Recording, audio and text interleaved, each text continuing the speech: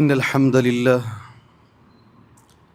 نحمده ونستعينه ونستغفره ونعوذ بالله من شرور أنفسنا ومن سيئات أعمالنا من يهده الله فلا مضل له ومن يضلل فلا هادي له أشهد أن لا إله إلا الله وحده لا شريك له وأشهد أن محمدًا عبده ورسوله أما بعد فإن خير الحديث كتاب الله وخير الهدي هدي محمد صلى الله عليه وسلم وشر الأمور محدثاتها وكل محدثة بدعة وكل بدعة ضلالة وكل ضلالة في النار يا أيها الذين آمنوا اتقوا الله حق تقاته اتقوا الله حق تقاته ولا تموتن إلا وأنتم مسلمون يا أيها الناس اتقوا ربكم الذي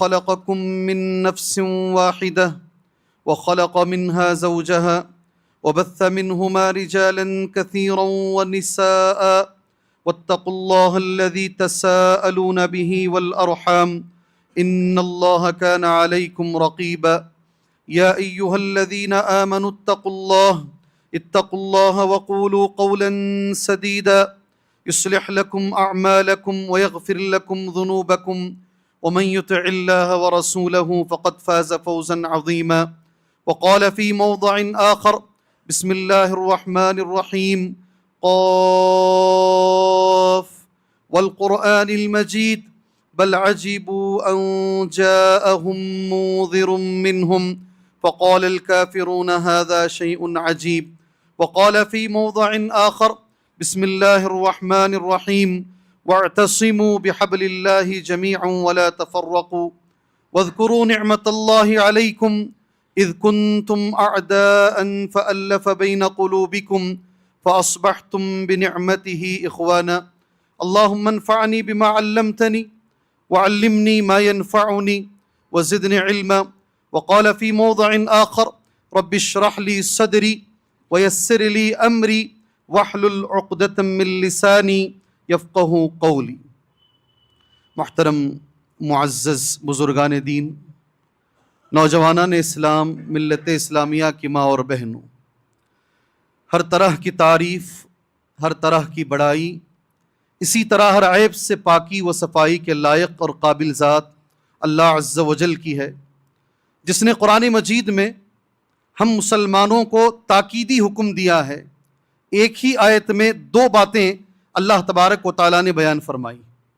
پہلی بات یہ ہے وَاعْتَصِمُوا بِحَبْلِ اللَّهِ جَمِيعًا، تم سب مل کر اللہ کی رسی کو مضبوطی سے تھام لو۔ پھر اسی کے فوراً بعد اللہ تبارک و تعالیٰ نے یہ ارشاد فرمایا وَاعْتَصِمُوا بِحَبْلِ اللَّهِ جَمِيعًا وَلَا تَفَرَّقُوا، آپس میں فرقہ بندی نہ کرو، آپس میں جماعتوں میں تقسیم نہ ہو جاؤ۔ پہلا حکم اللہ تبارک و تعالیٰ کا تاکیدی حکم یہ ہے کہ مل کر اتحاد کو قائم کرو، جس کے تعلق سے میں نے گزشتہ جمعہ مکمل ایک جمعہ میں نے آپ کے سامنے دیا ہے۔ اسی آیت کریمہ میں دوسرا حکم اللہ تبارک و تعالیٰ کا یہ ہے آپس میں فرقہ بندی نہ کرو، آپس میں جماعتوں میں تقسیم نہ ہو جاؤ۔ اور اللہ تبارک و تعالیٰ نے یہ تقسیم ہونے کو، جماعتوں میں فرقہ بندی میں بٹ جانے کو، اللہ تبارک و تعالیٰ نے کہا یہ یہودیوں کی علامت، تم یہود اور نصارہ کی طرح نہ ہو جاؤ۔ وَلَا تَكُونُوا كَالَّذِينَ تَفَرَّقُوا، تم ان لوگوں کی طرح نہ ہو جاؤ جو آپس میں بڑھ گئے، آپس میں فرقہ بندی کرنے لگے، چھوٹی چھوٹی باتوں پر جماعتیں انہوں نے الگ بنا لی۔ وَلَا تَكُونُوا كَالَّذِينَ تَفَرَّقُوا وَاخْتَلَفُوا مِن بَعْدِ مَا جَاءَهُمُ الْبَيِّنَاتُ، اور دلیل آنے کے بعد، کلام الہی غور سے سنو، دلیل آنے کے بعد جنہوں نے اختلاف کیا، دلیل کے بعد اختلاف کی کوئی گنجائش نہیں ہے۔ دلیل آ گئی تو اختلاف وہاں ختم ہو جانا چاہیے، تم یہود اور نصارہ کی طرح نہ ہو جاؤ۔ قرآن مجید میں اللہ تبارک و تعالیٰ نے تاکیدی حکم دیا ہے ہم فرقہ بندی کرنے سے بچیں، اس کا اللہ تعالیٰ نے ہمیں تاکیدی حکم دیا ہے۔ اس سے بڑھ کر ایک آیت کریمہ ہے قرآن مجید میں، سورہ انعام کی آخری آیتوں میں سے ایک، اللہ تبارک و تعالیٰ کا فرمان کتنا سخت فرمان ہے، دیکھیے ان الذین فرقوا دینہم وکانوا شیعا لست منہم فی شیء، اے محمد صلی اللہ علیہ وسلم، جن لوگوں نے اپنے دین کو بانٹ لیا، چھوٹی چھوٹی باتوں پر انہوں نے فرقے بنا لیے، الگ الگ جماعتیں انہوں نے بنا لی، ان الذین فرقوا دینہم وکانوا شیعا، شیعہ کا لفظ آپ اسی سے لے سکتے ہیں، شیعہ ہم بولتے نہیں، سنی اور شیعہ، جی ہاں شیعان علی، اور وہ اپنے آپ کو انہوں نے جماعتوں میں بانٹ لیا۔ شیعہ کا جو ترجمہ ہے جماعتوں اور فرقہ بندی سے کیا جاتا ہے۔ اب جملہ اللہ تعالیٰ کا کتنا سخت ہے دیکھو، لست منہم فی شیء، اے محمد صلی اللہ علیہ وسلم آپ کا ایسے لوگوں سے کوئی تعلق نہیں ہے، اے محمد صلی اللہ علیہ وسلم آپ الگ ہیں اور یہ لوگ الگ ہیں جو چھوٹی چھوٹی باتوں پر جماعتوں میں اپنے آپ کو بانٹ لیتے ہیں، فرقوں میں اپنے آپ کو بانٹ لیتے ہیں۔ یہ میں نے جیسے کہا سورہ انعام کی آیت آخری آیتوں میں سے ایک آیت کریمہ ہے، کتنی سخت آیت کریمہ ہے، آپ کا اس سے کوئی تعلق نہیں ہے، سبحان اللہ۔ اس سے بڑھ کر ایک اور آیت کریمہ ہے، سورہ انعام کی ہی ہے، آیت نمبر 65 ہے، 65 آیت کا نمبر ہے۔ اللہ تبارک و تعالیٰ نے آپسی اختلاف کو، یہ فرقہ بندی کو، یہ جماعتوں میں جو بڑھ جاتے ہیں، اس کو اللہ تبارک و تعالیٰ نے اپنا عذاب قرار دیا ہے، یہ اللہ تبارک و تعالیٰ کا عذاب ہے۔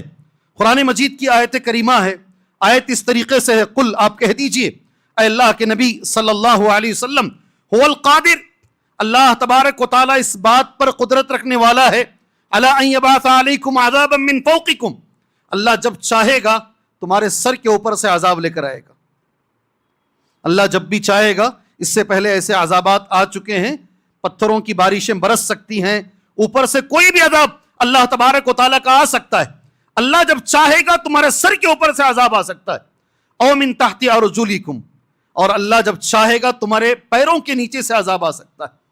آگے سنیے، عذاب الہی کے بارے میں بات کر رہا ہوں میں۔ اللہ نے قرآن کی اس آیت کریمہ میں 3 قسمیں عذاب کی بیان فرمائی ہیں۔ پہلی قسم وہ ہے جو آسمان سے آتی ہے، اور دوسری قسم وہ ہے جو زمین کے نیچے سے آتی ہے، ہمارے پیروں کے نیچے سے، اللہ نے پیر کا لفظ استعمال کیا، وَمِن تَحْتِ أَرْجُلِكُمْ، اور ہم دیکھ رہے ہیں زلزلے کیسے آتے ہیں، لوگ ناچ رہے ہیں، پارٹیاں منا رہے ہیں، اچانک ایسے ہی دھس جا رہے ہیں، ہم دیکھ رہے ہیں سمندر میں زلزلے آ رہے ہیں، اللہ جب چاہے گا اللہ یہ عذاب دے سکتا ہے۔ عذاب کی ایک تیسری قسم، جسے حضرت عمر نے کہا رضی اللہ تعالی عنہ، دونوں قسمیں بڑی ہیں، یہ تیسری قسم یہ دونوں کے مقابلے میں چھوٹی ہے، حضرت عمر کا جملہ ہے، تیسری قسم اللہ کا فرمان ہے، او یلبسکم، اللہ تمہیں آپس میں لڑائے گا، مسلمان کبھی مل نہیں پائیں گے، آپس میں لڑتے رہیں گے، جھگڑتے رہیں گے، اسے اس سے اختلاف ہو گیا، ایک چھوٹے سے مسلک کے لیے وہ اپنی مسجد الگ بنانا شروع کر دے گا، یہ آپس میں لڑیں گے۔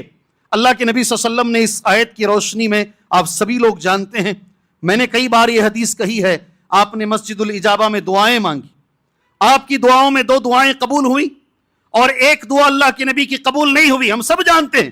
الحمدللہ آپ نے یہ دعا مانگی، اے اللہ تبارک و تعالیٰ اس امت کو، اے اللہ تعالیٰ تو ایک ساتھ غرق کے ڈوبنے کے عذاب میں ایک ساتھ ہلاک نہ کر، اللہ نے قبول فرما لیا۔ آپ نے یہ دعا مانگی، اے اللہ تبارک و تعالیٰ اس امت کو قحط سالی کے یعنی بھوک کے عذاب میں اے اللہ مبتلا نہ کر، اللہ نے قبول کر لیا۔ ساری جماعت جانتی، آپ نے یہ بھی دعا مانگی، اے اللہ یہ امت کو آپس میں جدا ہونے سے بچا لے، آپس میں اختلاف سے بچا لے، اے اللہ یہ امت ہمیشہ مل کر رہے۔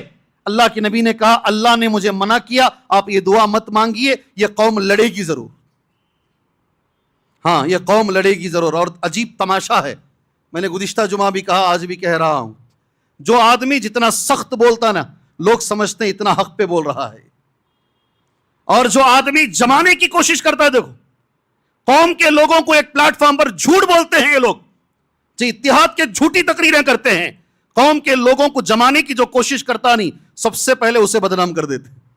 اس کا عقیدہ اچھا ہے کیا؟ پہلے دیکھ لو، یہ ڈھنگ کا ہے کیا؟ پہلے دیکھ لو۔ جو آدمی جتنا بانٹنے کی کوشش کرتا ہے، قوم کو جتنا ٹکڑوں میں بانٹنے کی کوشش کرتا ہے، یہاں اللہ کے نبی کو اللہ کہہ رہا ہے آپ کا اس سے تعلق ہی نہیں جو جماعت کو بانٹ دے۔ سبحان اللہ، اسے لوگ سمجھتے ہیں یہ برحق عالم ہے۔ آج کے زمانے میں کوئی برحق عالم ہے تو وہ یہی ہے، اگر کوئی نہیں بھائی ملنے کی کوشش کریں، اگر کوئی یہ بات کرتا ہے سبحان اللہ، تو پھر لوگ اسے الگ نگاہ سے دیکھتے ہیں۔ جہاں جہاں جا رہا ہوں ہندوستان میں کبھی بیان کے لیے، نوجوانوں کی سختی کو دیکھ کر مجھے شرم آ رہی، یہ ہمارے نوجوان ہیں اتنے سخت ہو گئے ہیں، اس سے آپ اتحاد پیدا کر پاؤ گے؟ کیا صحابہ نے ایسے ہی اتحاد پیدا کیا؟ صحابہ سے ہم آگے نکل گئے ہیں، سبحان اللہ۔ یاد رکھو، خوارج سے پوچھا جاتا کیا صحابہ کے پیچھے نماز ہوتی ہے؟ خوارج کہتے نہیں ہوتی۔ اور صحابہ سے پوچھا جاتا کیا خوارج کے پیچھے نماز ہو جاتی ہے؟ صحابہ کہتے ہو جاتی ہے۔ اپنے آپ کا جائزہ لو، خوارج کے ساتھ کھڑے ہو یا صحابہ کے ساتھ کھڑے ہو؟ حضرت عثمان کو جن لوگوں نے مارا، قتل کر دیا، وہی لوگ مسجد میں نماز پڑھا رہے تھے۔ حضرت عثمان سے جا کر صحابہ نے پوچھا کیا ان کے پیچھے نماز ہوتی ہے؟ یہ خوارج ہیں، ان کے بارے میں ہمارے نبی نے کہا ہے یہ دین سے ایسے نکل جائیں گے جیسا تیر کمان سے نکل جاتا ہے۔ کسی عالم کا فتویٰ نہیں، یہ نبی کا فتویٰ ہے۔ حضرت عثمان کہہ رہے ہیں آدمی جو بھی نیک عمل کرتا ہے اس میں سب سے زیادہ اچھا عمل کیا ہے؟ نماز ہے، تم ان کے ساتھ مل کر نماز پڑھو۔ حضرت عثمان کا جملہ ہے رضی اللہ عنہ، سبحان اللہ۔ اور ان سے جب پوچھا جاتا کیا حضرت عثمان کے پیچھے نماز ہوتی ہے؟ خوارج کہتے نہیں ہوتی ہے۔ اللہ اکبر۔ نوجوان کدھر جا رہے ہیں؟ اپنے آپ کا جائزہ لیں انشاءاللہ تعالی، اور قرآن مجید کی اس آیت کو اپنے ذہن میں رکھیں۔ اللہ تبارک و تعالیٰ نے قرآن میں کہا اطیعوا اللہ، اللہ کی اطاعت کرو اور اللہ کے رسول کی اطاعت کرو۔ اس کے بعد اللہ کا جملہ سنو، نہ سو غور سے سنو۔ ولا تنازعوا، آپس میں لڑو نہیں، آپس میں اختلاف نہ کرو۔ ولا تنازعوا، اگر مسلمان آپس میں لڑیں گے تو کیا ہوگا؟ جی، آپ کو بولنے کی ضرورت نہیں، اللہ نے بولا ہے، اور اللہ نے جو بولا ہے وہ ہو کے رہے گا۔ آپ اس سے اپنے آپ کو بچا نہیں پاؤ گے۔ ولا تنازعوا، اے مسلمانوں آپس میں تنازع نہ کرو، آپس میں لڑو نہیں، آپس میں اختلاف نہ کرو۔ اگر کرو گے تو کیا ہوگا؟ اللہ کے دو جملے ہیں، یہ دو جملے زندگی بھر یاد رکھو۔ فَتَفْشَلُوا وَتَذْهَبَ رِيحُكُمْ وَاصْبِرُوا، سورہ انفال کی آیت ہے۔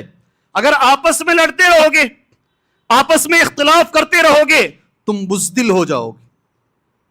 کیا جملہ ہے اللہ کا؟ اللہ کا جملہ کیا ہے؟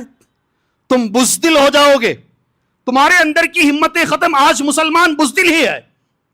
جی ہاں، بزدل کیا؟ اس سے نیچے گرا ہوا ہے۔ سبحان اللہ، کسی کے اندر ہمت نہیں ہے بولنے کی۔ فتفشلوا، تم بزدل ہو جاؤ گے۔ اختلافات کا پہلا نقصان، اور دوسرا نقصان اللہ بول رہا ہے وَتَذْهَبَ رِيحُكُمْ وَاصْبِرُوا، تمہاری ہوا اکھڑ جائے گی۔ کیا بہترین جملے ہیں اللہ کے دو جملے۔ تمہاری کوئی عزت باقی نہیں رہے گی، ہر آدمی تمہیں ٹیڑھی نگاہ سے دیکھے گا۔ آج اس ملک میں باہر ہم سب دیکھ رہے ہیں، سبحان اللہ، سارے لوگ دیکھ رہے ہیں، اور سب کی خواہش ہے کہ یہ نہ ہو۔ اور قرآن میں اللہ نے یہ کہا ہے اگر لڑتے رہو گے آپس میں، یہ دو چیزیں مسلمانوں کے ساتھ ہوں گی ضرور۔ ایک مسلمان بزدل ہو جائے گا، اور دوسری بات جو اللہ نے قرآن میں فرمائی، جی قرآن مجید کے اندر، وہ یہ ہے کہ تمہاری ہوا اکھڑ جائے گی۔ محترم دوستوں، گزشتہ جمعہ کا ہی یہ تتمہ سمجھ لیجئے، فرقہ پرستی کی جو آگ ہے اس میں ابھی سوال ہے، اس کا جواب دے کر میں جمعہ کا خطبہ ختم کر لوں گا۔ گزشتہ جمعہ میں بھی میں نے یہ سوال کیا تھا آپ بھائیوں کے سامنے، کیا ملنے کی کوئی صورت ہے نہیں؟ کیا مسلمان مل ہی نہیں سکتے ہیں، یا صرف یہ بیانات ہی کے اندر ملو بول کر ہم تقریریں کریں گے؟ کیا ملنے کی کوئی صورت ہے؟ کیا مسلمان ایک پلیٹ فارم پر آ سکتے ہیں؟ کیا ہمارے بیچ میں اتحاد ہو سکتا ہے؟ اگر ہو سکتا ہے اس کی بنیاد کیا ہے؟ کن چیزوں پر اتحاد ہو سکتا ہے؟ اللہ نے کیا کہا، اللہ کے رسول نے کیا کہا صلی اللہ علیہ وسلم؟ 10-15 منٹ اس جمعہ کے باقی ہیں، میں قرآن مجید سے 3 باتیں تمہارے سامنے رکھوں گا، ایک بھی بات میری نہیں ہے۔ اگر ہم چاہتے ہیں مسلمان، انشاءاللہ یہ سارے مسلمان، سارے مسلکوں کے مسلمان ایک پلیٹ فارم پر آ جائیں، ایک چھت کے نیچے آ جائیں۔ اللہ نے اور اللہ کے رسول نے کچھ باتیں کہی ہیں، صرف وہ ایک طریقہ ہے دنیا میں، اسی ایک طریقے پر مسلمان جڑ سکتا ہے، ادروائز مسلمان کبھی جڑ نہیں سکتا۔ پہلا طریقہ کیا ہے؟ قرآن مجید کا، سبحان اللہ، یہ 3 طریقے یہاں سے لے کر اٹھیے گا انشاءاللہ۔ پہلا طریقہ کیسے اتحاد قائم ہو سکتا ہے؟ کتاب و سنت پر اتحاد قائم ہو سکتا ہے۔ پہلی چیز کس پر؟ قرآن اور حدیث پر اتحاد قائم ہو سکتا ہے۔ یہ علماء کا قول نہیں ہے، کسی اہل حدیث عالم کا قول نہیں ہے، کسی عالم کا قول نہیں ہے، یہ اللہ تبارک و تعالیٰ کا کلام ہے۔ اگر مسلمان چاہتے ہیں ایک ہو جائیں، پہلی چیز ایک ہونے کے لیے سارے مسلمان، ساری دنیا کے مسلمان قرآن اور حدیث پر آ جائیں. اور اس کے لیے دلیل کیا ہے؟ میں نے قرآن کی ایک آیت نوٹ کی ہے. اللہ تبارک و تعالیٰ فرماتا ہے، اللہ کا کلام ہے، ان تنازعتم فی شیء، اے مسلمانوں اگر تم کسی چیز میں اختلاف کر لو، کسی بھی مسئلے میں اختلاف ہو گیا تو کیسے مسئلے کو حل کرنا ہے؟ اگر سارے مسئلوں کو اس پر لے کر آ جائیں، اسے آپ ترازو بنا لیں، میزان بنا لیں، اعمال کو تولنے کی جگہ بنا لیں، مسئلے حل ہو سکتے ہیں. اللہ نے کہا ان تنازعتم، کتنی اچھی آیت ہے. اے مسلمانوں اگر تمہارے بیچ میں تنازع ہو جائے، اگر اختلاف ہو جائے، مسئلے میں تم لڑ پڑو، آپس میں اختلاف ہو جائے، کیا کریں؟ اللہ کہتا ہے فردوہ الی اللہ والرسول، اپنی بھی بات بازو رکھو، دوسروں کی بھی بات بازو رکھو، اس مسئلے کو لوٹاؤ، اللہ کی طرف لوٹاؤ اور اللہ کے رسول کی طرف لوٹاؤ. کیا حکم ہے اللہ کا؟ اللہ ہم مسلمانوں کو جڑنے کی توفیق عطا فرمائے، اور اس بنیاد پر اللہ جڑنے کی توفیق عطا فرمائے، ورنہ یہ مسلمان کبھی جڑے گا نہیں. یاد رکھو، کبھی نہیں جڑے گا مسلمان، ہمیشہ اس عذاب میں مبتلا رہے گا. سبحان اللہ، لڑائیاں ہوئی ہیں، ہزاروں لوگوں کا قتل ہوا ہے، مسلکوں کے لیے لڑائیاں ہوئی ہیں. اللہ کہتا ہے اگر اختلاف ہو جائے، سبحان اللہ، جڑنے کا پہلا طریقہ یہ ہے اس چیز کو کہاں لوٹانا ہے؟ فردوہ الی اللہ والرسول. اور اللہ کا کلام کیسا، ان کنتم تؤمنون باللہ والیوم الآخر. اے مسلمانوں اگر تمہارا ایمان ہے اللہ پر، اگر تمہارا ایمان ہے یوم آخرت پر، تم ایسا کرو گے، آپس میں دو لوگ مل کر بات کریں گے، یہ صحیح ہے یہ صحیح ہے، تو اسے کہاں لوٹائیں گے انشاءاللہ؟ اللہ کی طرف اور اللہ کے رسول کی طرف. اللہ کی طرف لوٹانے کا مطلب کیا ہے؟ اللہ کے رسول کی طرف لوٹانے کا ایک بھی جملہ انشاءاللہ اللہ گواہ ہے جمعہ کے اندر میرا نہیں کہوں گا میں. امام مجاہد ایک بہت بڑے مفسر ہیں، بہت بڑے مفسر ہیں، سبحان اللہ. ابن کثیر رحمت اللہ علیہ ان کے بارے میں کہتے ہیں امام مجاہد اور بہت سارے علماء نے کہا اللہ کی طرف لوٹانے کا مطلب یہ ہے اے الی کتاب اللہ و الی سنت رسول اللہ. کسی بھی مسئلے میں اختلاف ہو جائے، اللہ کی کتاب کی طرف لوٹاؤ اور اللہ کے رسول کی سنت کی طرف لوٹاؤ. ان دونوں میں دیکھو انشاءاللہ، اگر ان دونوں میں ہمیں یہ مسئلے کا حل نکل آتا ہے، اسی وقت اس بات کو تسلیم کر لو، اس کے بعد آرگیومنٹ مت کرو. اللہ ہمیں ایسا کرنے کی توفیق عطا فرمائے. ایک چیز آپ کے حوالے کر یہ پہلی چیز ہے، اور دو باتیں بتاتا ہوں. حج کا میدان ہے، میدان حج میں حضرت عبداللہ ابن عباس بہت بڑے عالم ہیں، اللہ ہمارے بچوں کو ان کے جیسا بنائے. وہ بیٹھے ہیں، ہمارے ساتھ بھی ہوتا ہے، سارے علماء کے ساتھ ہوتا ہے. لوگ حج میں غلطیاں کر لیتے ہیں، پہلے یہ کر دیتے ہیں، بعد میں یہ کرتے ہیں، آ کے سوالات کرتے ہیں. آپ دیکھیں گے مسجد خیف جس کے بارے میں مشہور ہے 70,000 انبیاء وہاں نماز پڑھے. مسجد خیف میں الگ الگ کیمپ لگائے ہوئے ہیں، علماء بیٹھے رہتے ہیں، اور آپ کو بات کرنے کے لیے 15-20 منٹ لگ جائیں گے، اتنی قطاریں ہوتی ہیں. لوگ سوالات آج بھی کرتے ہیں، میرے حج میں آگے پیچھے ہو گیا. ابن عباس بیٹھے ہیں رضی اللہ عنہما. ایک آدمی نے آ کر سوال کیا، مجھے ایک ڈاؤٹ ہے حج کے بارے میں. ڈاؤٹ یہ ہے میرا، سبحان اللہ، 3 قسمیں ہیں حج کی، حج تمتع ہے، حج قران ہے، حج افراد ہے. اس میں بہتر کون سا ہے؟ یہ تینوں میں کون سا حج کریں گے تو زیادہ ثواب ملے گا؟ افضل کون سا ہے؟ ابن عباس رضی اللہ عنہما نے کہا حج تمتع افضل ہے. سامنے والے آدمی نے حضرت عبداللہ ابن عباس سے دوبارہ پوچھا، میں نے ابو بکر سے سنا ہے. کس سے؟ رضی اللہ عنہ. میں نے حضرت ابو بکر سے سنا ہے، میں نے حضرت عمر سے سنا ہے، وہ کہتے ہیں حج قران افضل ہے، اور آپ کہہ رہے ہیں حج تمتع افضل ہے. بات اللہ ہمیں سمجھنے کی توفیق عطا فرمائے. چھوٹا سا مسئلہ ہے، انہوں نے کہا حج تمتع افضل ہے، سامنے والا آدمی کہہ رہا ہے حج قران ابو بکر بولتے ہیں افضل ہے، عمر بولتے ہیں افضل ہے. سامنے سے جواب کیا آیا معلوم؟ حضرت عبداللہ ابن عباس نے کہا رضی اللہ عنہما، میں کہہ رہا ہوں نبی نے کہا، تم کہہ رہے ہو ابو بکر نے اور عمر نے کہا. اللہ اکبر، اللہ اکبر. میں کہہ رہا ہوں نبی نے کہا، تم کہہ رہے ہو ابو بکر اور عمر نے کہا. یہ اتنا بڑا گناہ ہے، اللہ اگر چاہے اس پر آسمان سے اللہ پتھروں کی بارش برسا کر تمہیں مار سکتا ہے. اختلاف ختم ہو سکتا ہے، ختم کرنا چاہے تو. اگر دکان چمکانا چاہے تو کبھی اختلاف ختم نہیں ہوگا. اگر ساری دنیا کے مسلمان اپنی انا کو چھوڑ کر، اپنے ایگو کو چھوڑ کر، میں کون ہوں اسے بازو رکھ کر یہ اللہ کی بات آ گئی ہے، یہ میرے نبی کی بات آ گئی ہے صلی اللہ علیہ وسلم، اب کسی کی بات اس کے اوپر نہیں آئے گی۔ یہ پہلی چیز ہے، اللہ ہماری زندگی میں اس پہ عمل کی توفیق عطا فرمائے۔ یاد رکھو میرے بھائیوں، میرے تمہارے لیے ایک سبق ہے۔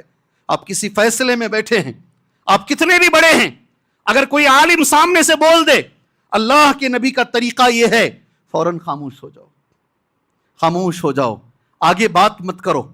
طلاق کا مسئلہ ہو، خلا کا مسئلہ ہو، وراثت پراپرٹی تقسیم کرنے کا مسئلہ ہو، کوئی بھی مسئلہ ہو، اگر ہم مسلمان ہیں، ہمارے سامنے ہمارے نبی کی بات آ جائے، پھر آمنا و صدقنا و اطعنا، ایمان لائے، تصدیق کی اور انشاءاللہ اطاعت کریں گے۔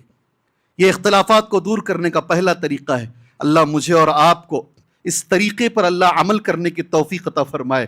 ڈھونڈ ڈھونڈ کر نبی کی سنتوں پر اللہ ہمیں عمل کرنے کی توفیق عطا فرمائے۔ دوسرا، میں نے 3 باتیں کہی نا، دوسرا طریقہ، آج اس دنیا میں جتنی بھی جماعتیں ہیں، آپ کسی بھی جماعت کے پاس جائیے گا، ہر جماعت ایک بات بولتی ہے، ہماری دلیل قرآن سے ہے، ہماری دلیل حدیث سے۔ بات کر کے دیکھ لیجیے، آپ شیعہ سے بات کر لیں، آپ قادیانیوں سے بات کر لیں، میں نے بات کی ہے، میں نے گھنٹوں بات کی ہے قادیانی سے، آپ قادیانی سے بات کریں، شکیل ابن حنیف کے ماننے والوں سے بات کریں، جتنے جھوٹے نبوت کے دعویٰ کرنے والے ہیں سب سے بات کریں، ہر آدمی بولے گا میری دلیل قرآن سے، میں قرآن سے دکھاتا ہوں۔ آپ حیران ہو جائیں گے، حیران ہو جائیں گے، پریشان ہو جائیں گے۔ وہ قرآن پڑھ کر ثابت کرے گا اپنی دلیل، حدیث پڑھ کر اپنی دلیل، سارے حضرات۔ اب قرآن و حدیث میں نے پہلے کہا قرآن و حدیث پہ آ جاؤ، تقریباً لوگ قرآن و حدیث مان رہے ہیں اور سارے کے سارے لوگ اپنی دلیل قرآن و حدیث سے لے رہے ہیں۔ اس کی چھوٹی مثال بول دیتا ہوں، بات آگے بعد میں لے کر جاتا ہوں۔ ایک رات ہمارے نبی اٹھے صلی اللہ علیہ وسلم، پیشاب کو گئے، مختصر، پیچھے پیچھے ایک صحابی گئے، ربیعہ بن کعب صحابی کا نام تھا۔ آپ نے جیسے ہی پیشاب کیا، وہ صحابی نے وضو کا پانی دیا، پیچھے جا کر کہا اللہ کے نبی بغیر وضو کے سوتے نہیں ہیں۔ اللہ کے نبی کو بہت خوشی ہوئی، دن میں تو لوگ خدمت کرتے ہیں، رات میں اتنا خیال رکھ رہے ہیں صحابی۔ اللہ کے نبی نے وہ صحابی سے کہا فسأل، مانگو جی، اگر کچھ مانگنا رہا تو۔ حدیث بخاری میں ہے، حدیث کہاں ہے؟ بخاری میں۔ ایک بڑا طبقہ کہتا ہے نبی نے خود کہا نبی سے مانگنے کے لیے، دلیل بھی موجود ہے، دلیل موجود ہے، خود نبی نے صحابی کو تعلیم دی مانگو مجھ سے، اور یہ لوگ کہتے نہیں مانگنا چاہیے اللہ کے نبی سے صلی اللہ علیہ وسلم۔ سبحان اللہ، ایک جملہ جو شروع میں بولا نا، مجھے بولنے کی ضرورت نہیں پڑ رہی، آپ اتنے غور سے جمعہ سن رہے ہیں، الحمدللہ۔ جی اب یہاں مسئلہ یہ ہے، اس کو کیسے حل کریں گے آپ؟ سیکنڈ طریقہ اختلافات کو دور کرنے کا، قرآن اور حدیث جو بھی آپ بول رہے ہیں، کیا ایسا صحابہ نے سمجھا ہے؟ کیا ایسا صحابہ کے بعد کے جنریشن نے سمجھا ہے جن کے سامنے قرآن نازل ہوا، جن کے لیے قرآن نازل ہوا؟ یہ سیکنڈ کنڈیشن ہے میرے بھائی، منہج صحابہ۔ کیا چیز؟ یاد رکھو، اسے لائٹلی مت لو، آدھی نیند اور آدھی بیداری میں سن کے مت جاؤ۔ اگر اختلافات کو دور، یہاں آ کے ساری دنیا کے بدعتی اٹک جاتے ہیں۔ آپ قرآن سے یہ ثابت کر رہے ہیں نا، آپ بتائیے ابن عباس نے ایسا کہا ہے، آپ بتائیے حضرت عمر نے ایسا کہا، یہ ایک صحابی، 1,50,000 صحابہ میں کسی ایک صحابی نے ایسا کہا ہے، ساری جماعتیں ہٹ جائیں گی، یہ دین اور صاف ہو کے سامنے آ جائے گا۔ یہ دوسرا طریقہ ہے اختلافات کو، ایک کتاب اللہ اور سنت رسول اللہ پہلا، اور سیکنڈ اسے سمجھنے کا طریقہ منہج صحابہ، صحابی کے اقوال، ان کی سمجھ کے مطابق اللہ ہمیں اس کی توفیق عطا فرمائے۔ بلکہ میں تو اللہ پاک سے بھیک مانگتا ہوں، دعا کرتا ہوں، تیسری چیز بول کر اور ایک دعا کے ساتھ جمعہ ختم کر لیتا ہوں انشاءاللہ تعالی۔ میں اللہ سے بھیک مانگتا ہوں، اللہ صحابہ میں سے کسی ایک صحابی کے نقش قدم پر اللہ ہمیں چلنے کی توفیق عطا فرمائے۔ اگر کوئی بزنس مین ہے، ماشاءاللہ بہت سارے تاجر میرے سامنے بیٹھے ہیں، آپ اپنے لیے رول ماڈل اگر سیٹ کرنا چاہتے ہیں، مجھے تجارت کرنا ہے، آپ کے پاس ایک بڑی تعداد صحابہ کرام کی ہے، آپ حضرت عثمان کو اپنے لیے رول ماڈل بنا سکتے ہیں انشاءاللہ۔ آپ عبد الرحمن بن عوف کو اپنے لیے رول ماڈل بنا سکتے ہیں۔ آج بھی لوگ کہتے ہیں انہوں نے جتنا کمایا ہے، وہ جتنے بڑے مالدار تھے، کہتے ہیں تاریخ انسانی، تاریخ مسلمانی میں ہمارے اندر اتنا بڑا مالدار نظر نہیں آتا۔ میں ہمیشہ ایک جملہ بولتا ہوں، آپ مالدار بھی ہو سکتے ہیں، آپ جنتی بھی ہو سکتے ہیں۔ اللہ اکبر۔ آپ مالدار سے مراد چھوٹا موٹا مالدار نہیں بتا رہا ہوں میں، آپ کی زبان میں کہوں آپ بلینر بھی ہو سکتے ہیں، آپ ملینر بھی ہو سکتے ہیں، اور ساتھ میں آپ جنتی بھی ہو سکتے ہیں. کیا دلیل مولوی صاحب؟ عبد الرحمن بن عوف دلیل ہے. کون دلیل ہے؟ جی اگر پڑھو نا ان کو، کس کس کی ہسٹری پڑھتے ہیں، کس کس کی بایوگرافی پڑھتے ہیں، آپ ان کی بایوگرافی پڑھو. کیسے عبد الرحمن بن عوف کاروبار کرتے تھے؟ اللہ مجھے ویسا کاروبار کرنے کی توفیق عطا فرمائے. آپ بہادر بننا چاہتے ہیں، عمر کو لے لو رضی اللہ عنہ. آپ نرم بننا چاہتے ہیں، ابو بکر کو لے لو رضی اللہ عنہ. میرا تو ماننا یہ ہے، آپ جو بننا چاہتے ہیں انشاءاللہ صحابہ میں سے آپ کو ایک دلیل ملے گی انشاءاللہ. آپ اپنا کر دیکھو، اللہ زندگیوں میں خیر و برکت عطا فرمائے گا. میں دعا کر آخری بات بولتا ہوں انشاءاللہ تبارک و تعالی. اللہ ہماری اولاد کو، اللہ ہمیں، ہماری آنے والی نسلوں کو اللہ صحابہ کو پڑھنے کی توفیق عطا فرمائے. اللہ ہمیں صحابہ کے جیسا بننے کی اللہ ہمیں توفیق عطا فرمائے. اللہ ہمیں ان کی ہسٹری کو اللہ جاننے کی توفیق عطا فرمائے. تیسرا طریقہ اختلافات کو دور کرنے کا. ماشاءاللہ دو تو آپ نے سن لیے. اللہ نے خود قرآن میں کہا ہے، انگریزی زبان والے اس کو کہتے ہیں ماسٹر کی. کیا بولتے ہیں اس آیت کو؟ ایک ہوٹل کے اندر ایک کیلی ہوتی ہے نا، ماسٹر کی. اگر کیلی اندر رہ جائے، یہ کیلی ایسی ہوتی ہے جس میں سارے کمرے کھل جاتے ہیں، اس کو انگریزی والے کہتے ہیں ماسٹر کی ہے یہ آیت. امت کو جوڑنے کے لیے سب سے اہم آیت ہے قرآن مجید کی. سبحان اللہ. ماسٹر کی کون سی آیت ہے؟ اللہ کا کلام کیسا ہے دیکھو. قل کہہ دیجئے اے محمد صلی اللہ علیہ وسلم، یا اہل الکتاب، اے یہود و نصارہ. کس سے کہہ رہا اللہ تعالیٰ؟ یہود و نصارہ، اے اہل کتاب.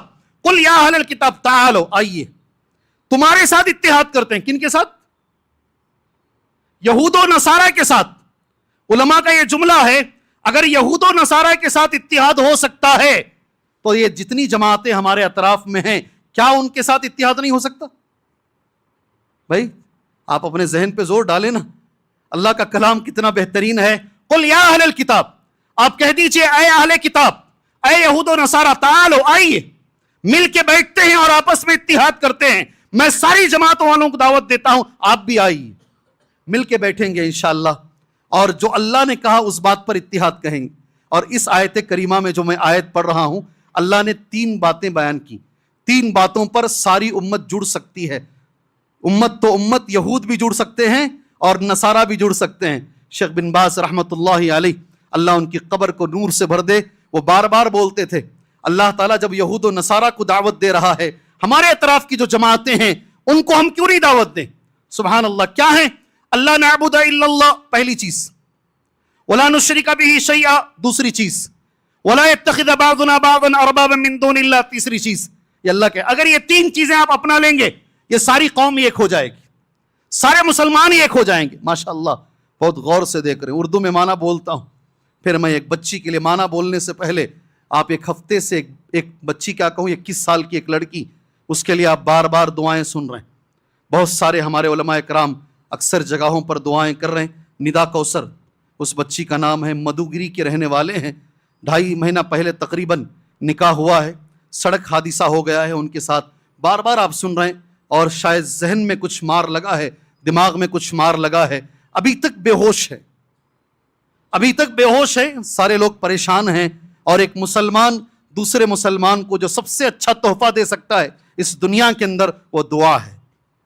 مان لیجیے، یقین مانیے اس بات کو. ایک مسلمان دوسرے مسلمان کو اس دنیا میں جو سب سے اچھا تحفہ دے سکتا ہے وہ دعا ہے. آپ اس بہن کو دعا دیجیے، اللہ سے دعا کیجیے، اللہ اس بہن کو شفائے عاجلہ کامل عطا فرمائے. اللہ ان کے گھر والوں کو صبر جمیل عطا فرمائے. یقیناً ہو سکتا ہے مسئلہ کرٹیکل ہو، لیکن اللہ کے لیے کرٹیکل نہیں ہے، اللہ کے لیے آسان ہے. اللہ اس بچی کو، اس نوجوان لڑکی کو اللہ شفائے عاجلہ کامل عطا فرمائے. آخری بات جو میں نے پڑھی ہے اردو میں معنی سن لیجئے گا انشاءاللہ تعالی. 3 چیزیں جو اللہ نے بیان فرمائی ہے. پہلی چیز ہے اللہ نعبد الا اللہ، ساری دنیا ایک ہو سکتی ہے اس پر. ہم عبادت نہیں کریں گے مگر صرف اللہ کی. پہلی چیز کیا ہے؟ یعنی توحید. اس کو کیا کہتے ہیں ہم؟ توحید. سیکنڈ بات کیا ہے؟ ولا نشرک بہ شیئا، ہم کبھی شرک نہیں کریں گے. ہم شرک بھی کریں اور مل بھی جائیں ناممکن ہے.